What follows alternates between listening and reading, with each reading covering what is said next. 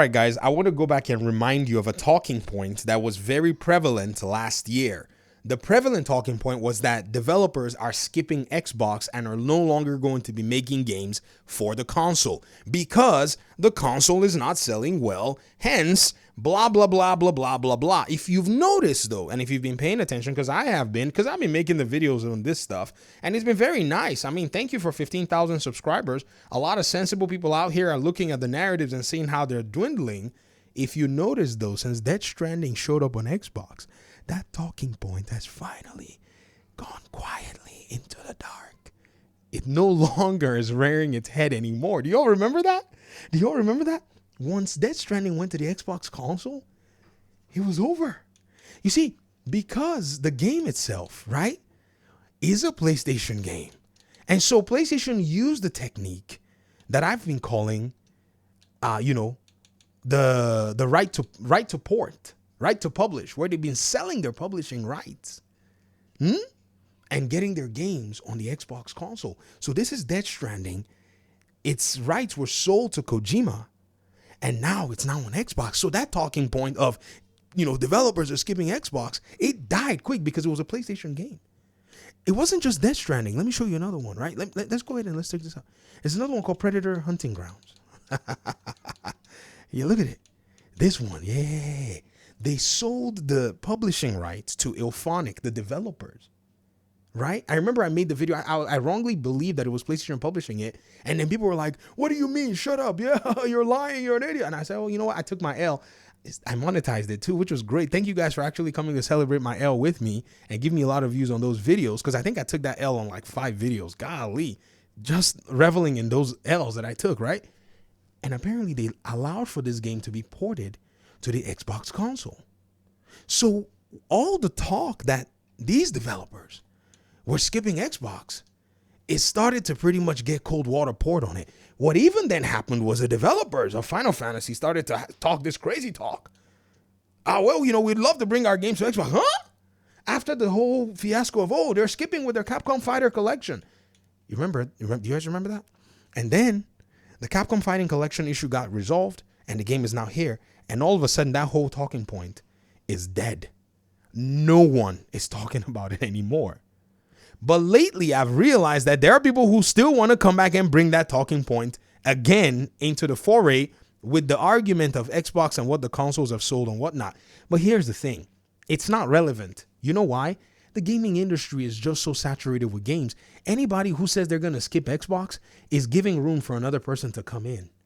So when Black Myth Wukong's developers could not figure out the RAM requirements of their game, another Wu game showed up. And, again, me, on the other hand, you guys know I'm having a blast with this stuff, right? You guys know I'm having a field day. This to me is all my hopes and dreams coming true, right? Like I'm over here building freaking, street cred on the back of these so-called PlayStation fan talking points that are just fugazis at the end of the day, right?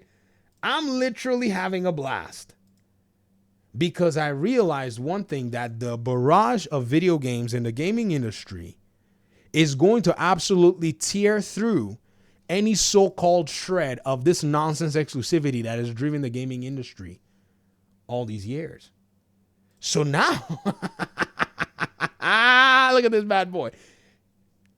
Okay, I don't even know how I'm going to do this one. It's too exciting. I got to stand up. Give me a second, guys. I got to get up from my seat. Oh my gosh, look at this. In 2025, we're halfway through. Today is February the 16th, 2025. We're halfway through the year.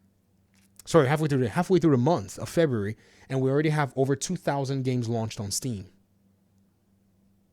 Some of them are already on console, so way more games, including if we look at Steam and say, okay, well, let's just take this number and let's just take a small bit of it. Let's just cut it by, 10 and just say only 1,800 games showed up on consoles from this 18,000 on Steam. It's still 1,800 more games on consoles.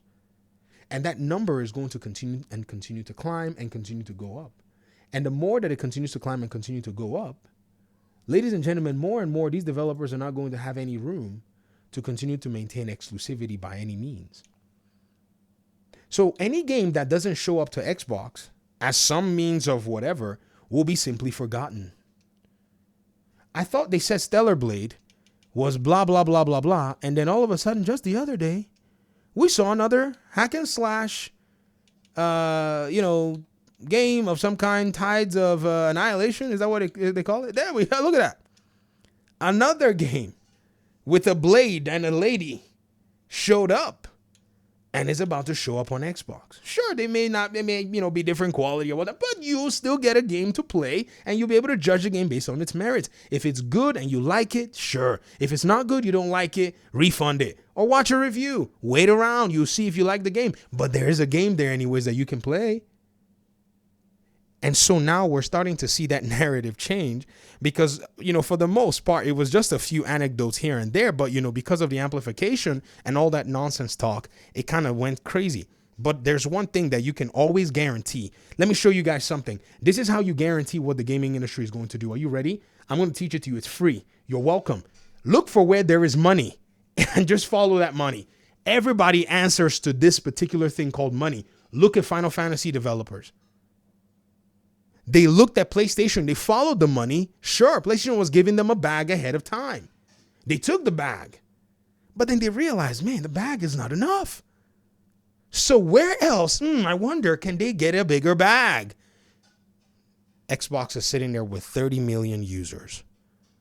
We need to go find them. We need to go get them. And that's where they're all going. You see, when Pearl Abyss came out, that was a story of 2024.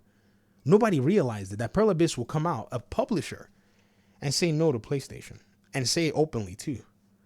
And then when the report was reported, they came out and they responded to the report and said, we still enjoy, working with PlayStation and all that, but we kind of told them no.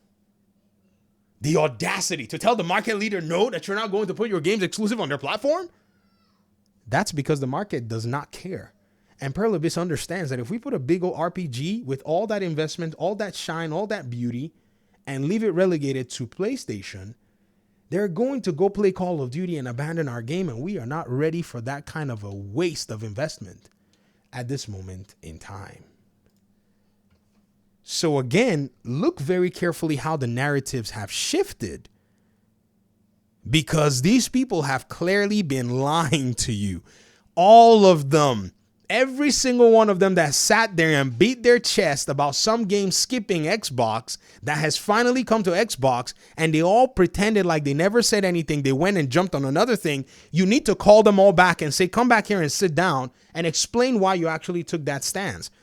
Because at the end of the day, it's either they were probably, in a sense, appealing to some audience and giving them their hope that they dream of, that PlayStation will somehow be abandoned or irrelevant in the market, or they were clearly lying and they knew, or maybe they didn't know. Honestly, have I considered that they didn't know?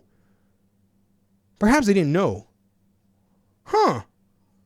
Interesting. If they didn't know, maybe we can give them the benefit of the doubt and say, you didn't know. But y'all knew. Or some of you on Xbox, you didn't know yourselves. You were complaining.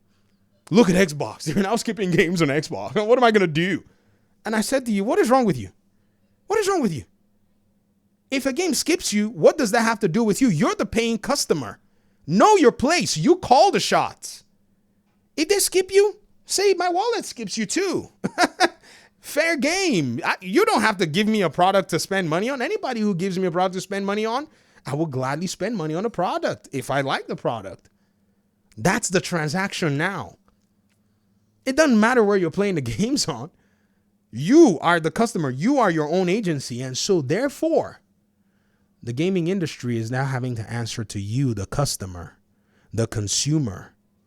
And believe you me, as the market continues to get more and more saturated, PlayStation may sell more consoles, but more and more, as it starts to see its own software first-party sales start to look really wishy-washy, it's going to have to dip more into the forbidden fruit. Y'all know what the forbidden fruit is, right? It's going to have to dip more into the forbidden fruit. And that forbidden fruit, it's kind of juicy.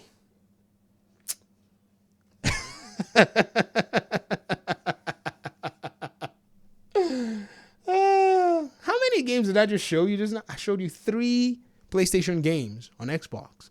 Yes. Sure, they can hide behind some exclusivity fakery, but this market is not playing around with them. Because a random studio from nowhere is going to show up and it's going to eat 100%. If anybody thinks that PlayStation gaining 30% from third-party games is better than them getting 100% from their own games, I think you probably need to sit back down and do the math again. But that particular talking point is DOA. Talk to me in the comment section. Thanks so much for watching. Peace out.